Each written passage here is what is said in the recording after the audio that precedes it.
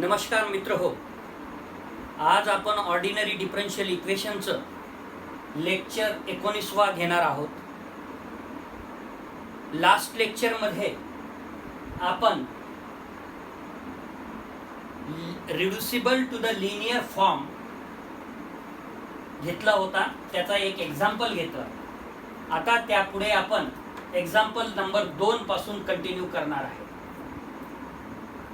काय आहे मग example number 2? On page number 29 solve 1 plus y square in bracket outside the bracket dx which is equal to tan inverse y minus x bracket complete outside the bracket dy. Solution: the given equation is, दिलेला equation आपल्याला जशाला तसं लिहायचं आहे. त्यानंतर आपण hence कशाची value मिळवली? dx upon dy ची, which is equal to tan inverse y minus x upon 1 plus y square, which is equal to tan inverse y upon 1 plus y square minus x upon 1 plus y square. ही जे right hand साइडची दुसरी term आहे त्याला जर आपण लेफ्टला आणलं तर dx upon dy plus 1 upon 1 plus y square. This is write down in one bracket and outside the bracket dx x which is equal to tan inverse y upon 1 plus y square. आता जर या equation कडे आपण बघितलं number equation 1 तर dy by dx plus py is equal to q च्याच form मध्ये आहे, पण dy by dx नसून dx by dy आहे. इथं py नसून px आहे आणि इज इक्वल टू q ची व्हॅल्यू आपल्याला माहित आहे where p and q are functions of x, परंतु या इक्वेशन 1 मध्ये p and q are functions of y आहे. त्यामुळे हा जो इक्वेशन 1 आहे हा लिनियर आहे, पण कशामध्ये? Which is a linear equation in y being taken as the independent variable. म्हणजे y आहे इंडिपेंडंट व्हेरिएबल आहे आणि x आहे डिपेंडंट व्हेरिएबल. आतापर्यंत प्रॉब्लेम जे बघितले आपण त्या प्रॉब्लेम मध्ये dy by dx plus py is equal to q च्या फॉर्म मध्ये, हा सुद्धा त्याच फॉर्म मध्ये आहे, फक्त x आणि y इंटरचेंज झालेला आहे. म्हणजे इथं y जो आहे तो इंडिपेंडंट व्हेरिएबल आहे आणि x जो आहे तो डिपेंडंट व्हेरिएबल आहे. त्यामुळे आपण जो इंटिग्रेटिंग फॅक्टर घेणार आहोत ते e to the power integral p dx न घेता आपल्याला काय घ्यावं लागेल? मग आता e to the power integral p dy घ्यावं लागेल. मग hence integrating factor which is equal to e to the power integral p dy, value of p is 1 upon 1 plus y square which is equal to e raise to tan inverse y, कारण integration dy upon 1 plus y square is tan inverse y, जे की तुम्हाला माहित आहे integration dx upon 1 plus x square is equal to tan inverse x, x च्या ऐवजी y आहे. बस एवढाच हा फरक आहे. आणि फॉर्म्युला कोणता आहे मग सोल्युशन काढण्याचा? Hence the general solution of equation 1 is y into integrating factor which is equal to integral q into integrating factor. आता dx च्या ऐवजी इथं सुद्धा dy आहे प्लस कॉन्स्टंट c. मग इकडे y च्या ऐवजी आपल्याला काय लिहिता येईल? मग x into integrating factor e to the power tan inverse y which is equal to integral q ची value tan inverse y upon 1 plus y square into integrating factor e to the power tan inverse y आणि इथे dy plus c. लक्षात आलंच असेल तुम्हाला की इथं dy का घेतलेला आहे, इथं x का घेतलेला आहे. इथं जनरली सोल्युशन मध्ये आपण y घेत होतो, परंतु इक्वेशन कशा फॉर्म मध्ये आहे? dx upon dy plus some value of y, that is P is a function of y into x and is equal to Q means it is a function of y. आता या right hand साईडच्या टर्मकडे जर आपण बघितलं तर आपण 12th स्टँडर्डला अशा terms आपल्या समोर भरपूर वेळा आलेल्या आहेत. म्हणजे सबस्टिट्यूशन जर केलं तर आपल्याला राईट हँड साईडचा हा इंटेग्रल सहज सोडवता येते. मग काय सबस्टिट्यूशन केल्यानंतर सोडवता येईल? जर आपण substitute t is equal to tan inverse y केलं तर dt काय येईल हो? dy upon 1 plus Y square येईल. म्हणजे इथं काय होईल? इथं t येऊन जाईल, इथं e to the power t येऊन जाईल आणि हा dy upon 1 plus Y square म्हणजे dt होऊन जाईल. आणि त्या इंटेग्रलला मग आपल्याला सोडवायला काहीही अडचण जाणार नाही. मग लेफ्ट हँड साईडच्या टर्मला डिस्टर्ब करण्यात काही मतलब नाही, कारण की आपल्याला राईट हँड साईडची टर्म एवढी सोडवायची आहे. मग हे सबस्टिट्यूट केल्यानंतर t म्हणजे this value e to the power t आणि dy by 1 plus Y square म्हणजे dt plus c is the constant of integration. आता इथं तुम्हाला लक्षात आलं असेल प्रॉडक्ट ऑफ टू फंक्शन्स याचं इंटिग्रेशन करायचं आहे. याच्यासाठी सुद्धा आपल्याला फॉर्म्युला माहित आहे.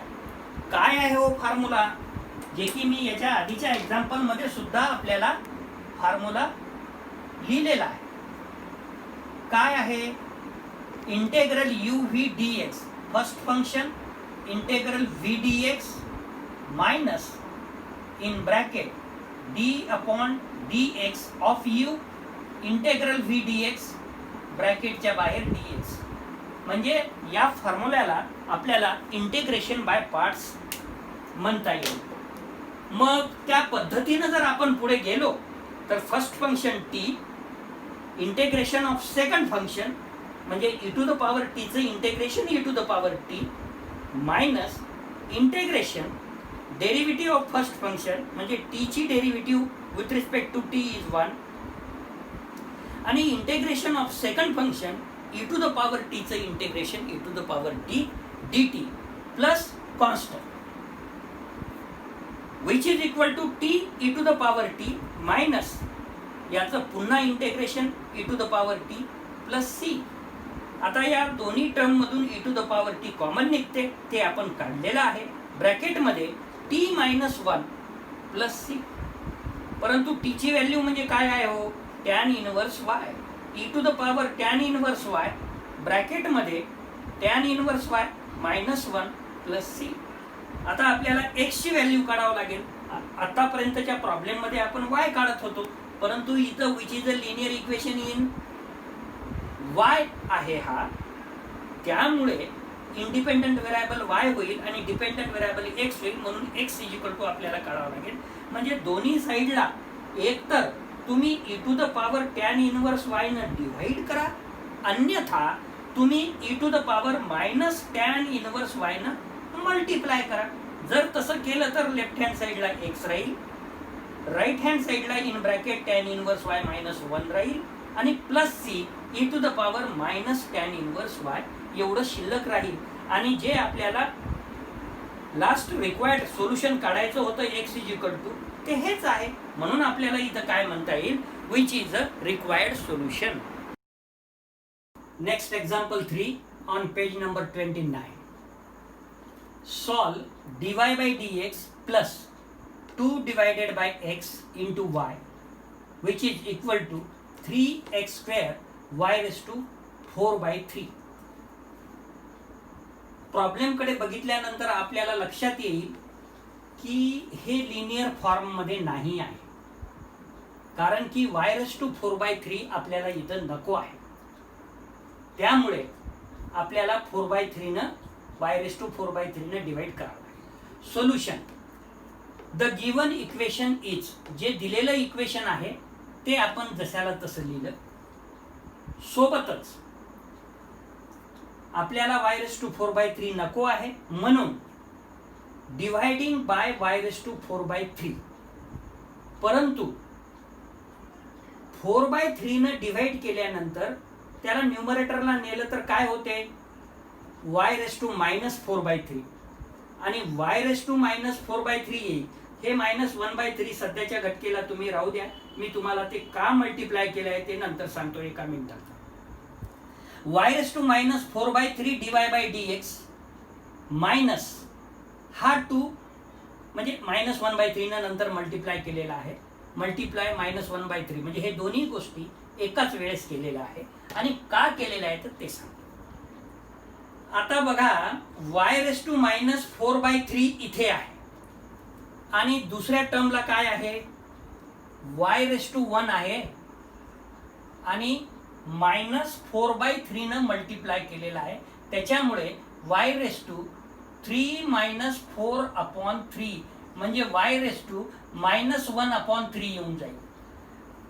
कुठे येईल ते, दुसऱ्या टर्मला वाय रेस टू -1/3. आता जर तुम्ही v = y raise to -1/3 substitute केलं तर -1/3 वाय रेस टू -1/3 -1 म्हणजेच वाय रेस टू -4/3 येते. म्हणून आपल्याला काय करावं लागेल, -1/3 न मल्टिप्लाय करावं लागेल, जे की मी ऑलरेडी लिहिलेलं आहे. मग -1/3 Y raise to -4/3 dy/dx -2/3 into 1/x हा 2 आणि -1/3 म्हणजे -2/3 इंटू 1/x आणि वाय रेस टू इथं पॉवर 1 होता आणि आपण वाय रेस टू -4/3 न मल्टिप्लाय केल्यामुळे आपल्याला व्हॅल्यू मिळाली वाय रेस टू -1/3. आणि राईट हँड साईडला मात्र हा जो 3 आहे तो -1/3 सोबत कॅन्सल झाला आणि फक्त मायनस शिल्लक राहिला. हा x² जशाला तसं आणि वाय रेस टू -4/3 न तर आपण मल्टिप्लाय केलं होतं, जे की ते वाय रेस टू 0 होऊन इट इज 1 झालं.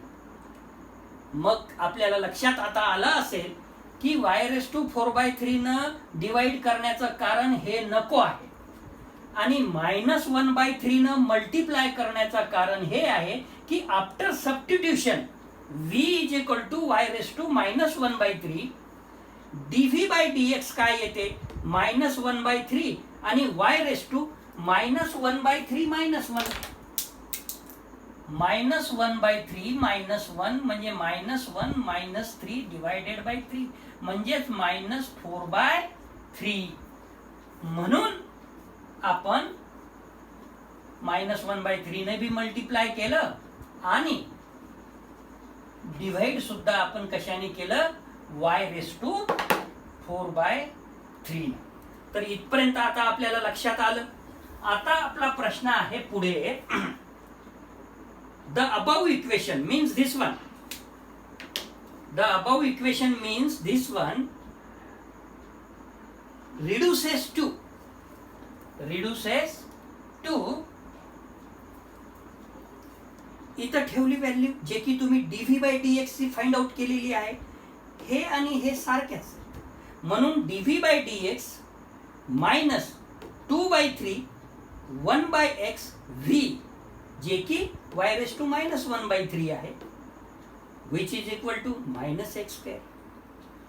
आणि याला इक्वेशन नंबर 1 म्हणा. आणि what is this, which is a linear equation.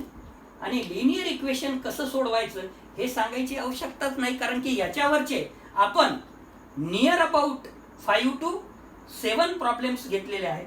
त्याच्यात आपल्याला इंटिग्रेटिंग फॅक्टर काढायचा आहे. मग काढा की integrating factor which is equal to e⁻ integral p dx. What is the value of p, p is -2/3x, परंतु -2/3 taken out outside the integral, hence which is equal to e⁻−2/3 integral dx by x. And you know that integration of this is log x. This -2/3 goes to the power of x, log x to the power -2/3, and you know that e⁻ log x to the power -2/3 can be written as x to the power -2/3. म्हणजेच काय झालं हो, integrating factor तुमचा x to the power -2/3 आला. आता solution साठी काय formula आहे हे आपल्याला माहितच आहे. काय आहे मग?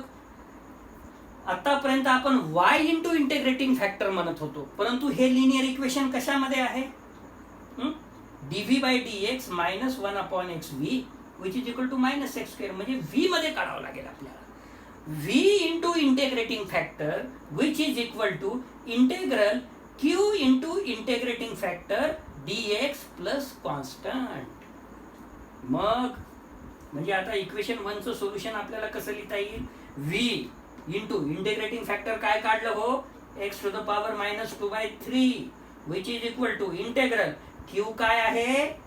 Minus x square. लिहिलं मग इथे. इंटिग्रेटिंग फॅक्टर काय आहे? X to the power minus 2/3 dx plus constant. आता काही प्रॉब्लेम मध्ये आपण कॉन्स्टंट सी घेतलेला आहे आणि काही प्रॉब्लेम मध्ये आपण कॉन्स्टंट वर्ड मध्ये लिहिलेला आहे. असं का बरं? कारण जेव्हा आपण अशा टर्मला म्हणजे x to the power fraction मध्ये असेल त्यावेळेस डिनॉमिनेटरला असे नंबर्स मिळतात. ते नंबर जर आपल्याला नको असेल तर any number multiply by constant is again A constant. त्यामुळे आपण कॉन्स्टंट सी इथं न घेता सध्या शब्दात लिहिलेला आहे.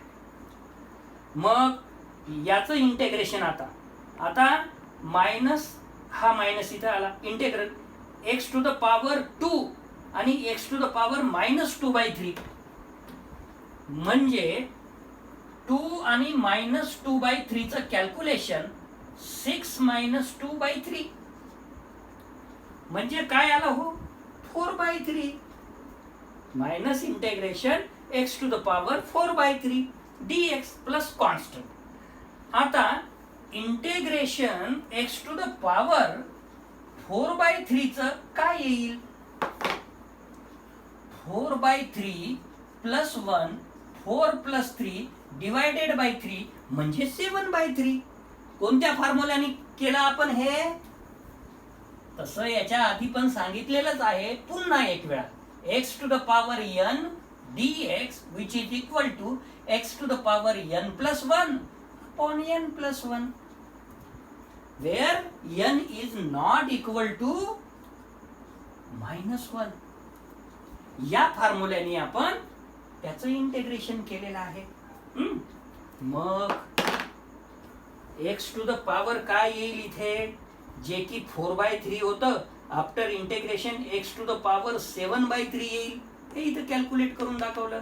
4 प्लस 3 7/3 4 प्लस 3 डिवायडेड बाय 3 7/3 आणि डिवाइडला 7/3 ला आपल्याला न्यूमरेटरला जर लिहायचा असेल तर 3/7 लिहिता येते. म्हणून आधीच आपण काय केलं की डिनॉमिनेटरला 7/3 लिहायच्या ऐवजी according to this formula here minus 3/7 x to the power 7/3 plus constant. आता काय केलं हो? याच्यानंतर 7 ने मल्टिप्लाय केलं दोन्ही साईडला. इकडे लेफ्ट हँड साईडला 7 आलं. हा v x to the power minus 2/3 which is equal to minus 3 x to the power 7/3 plus 7 into constant is again constant. आता आपण याला म्हणू, समजा त्या कॉन्स्टंटला मी डिनोट करतो सी. काय होईल मग? आता x to the power minus 2/3 आपल्याला इथं नको, कारण की आपल्याला v म्हणजेच y ची किंमत काढायची आहे. दिलेला प्रॉब्लेम कशामध्ये आहे? y मध्ये आहे. त्याचं कन्व्हर्शन आपण लिनियर मध्ये करण्यासाठी v मध्ये झाला, म्हणून फॉर्म्युला यूज केला आपण ते v इथे. मग हे झालं 7 इंटू v म्हणजे कशाने मल्टिप्लाय केलं? आता एक्स टू द पॉवर 2/3 न मल्टिप्लाय केलेला आहे. मग एक्स टू द पॉवर 2/3 न जर इथं मल्टिप्लाय केलं तर इथं एक्स टू द पॉवर किती आहे हो? 7/3 आहे. आणि आपण काय केलं? एक्स टू द पॉवर 2/3 न म्हणजे 2/3 आणि 7/3 डिनॉमिनेटर सेम असल्यामुळे न्यूमरेटरची बेरीज होते. ते झाली 2 प्लस 7 म्हणजे 9/3 आणि 9/3 म्हणजेच काय? 3 minus 3 x to the power 3 plus c आणि एक्स टू द पॉवर 2/3 जे की आपण मल्टिप्लाय केलेलं आहे ते. मग आता व्ही ची व्हॅल्यू आपण काय सबस्टिट्यूट केली होती आधी? ते केली होती आपण y⁻⁻⁻⁻3. मग ठेवा व्ही च्या जागेवर y⁻⁻⁻⁻3. 7 y⁻⁻⁻3 which is equal to -3x³ plus c into x⁻²/3. मग आपल्याला दिलेला होता प्रॉब्लेम y मध्ये, परंतु तो लिनियर नसल्यामुळे लिनियर मध्ये कन्व्हर्ट करण्यासाठी आपल्याला v is equal to substitute करावं लागलं, डिवाइड करावं लागलं y⁻⁴/3 न, -1/3 न मल्टिप्लाय करावं लागलं. त्याच्यानंतर त्या इक्वेशनला dv/dx -2/3 1/x v is equal to -x² म्हणजे लिनियर फॉर्म मध्ये आणावं लागलं. त्याच्यानंतर मग इंटिग्रेटिंग फॅक्टर काढणं, त्याचं सोल्युशन कसं लिहायचं ते लिहिलं, कॅल्क्युलेशन केलं आणि which is the required solution. So thank you.